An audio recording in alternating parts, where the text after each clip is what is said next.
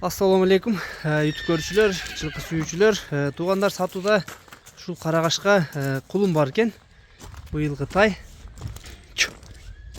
Аз тайды бир көрсөтүп берейин, анан кайсыл жактан келген, кандай тай экенин сурап беребиз. Өңү мына капкара экен туугандар. Кашказы, алдыңкы бир буту, арканкы эки бутак экен. Актан карагашка тай каяктан келген сага? Бишкектен келди, Бишкектен. Бишкектен алып келдик. Буттар кандай экен, ден соолуктары? Соолуктары жакшы, баары. Буттар таза, ичип жегенине жооп буйруза. Бою да жакшы экен, жоондуктары. Буттары тазабы? Буттар таза.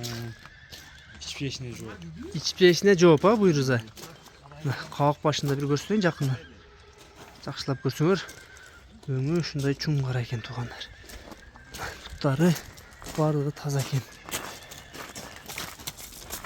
Узундуктарына көргүлө, моюн башын толук көрсөтөйүн, бир айланып калды, баазын да сурап берем.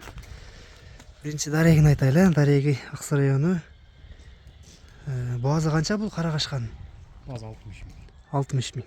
Кеми барбы? Кем бар. Туугандар. 60 миң кеми бар экен каранын.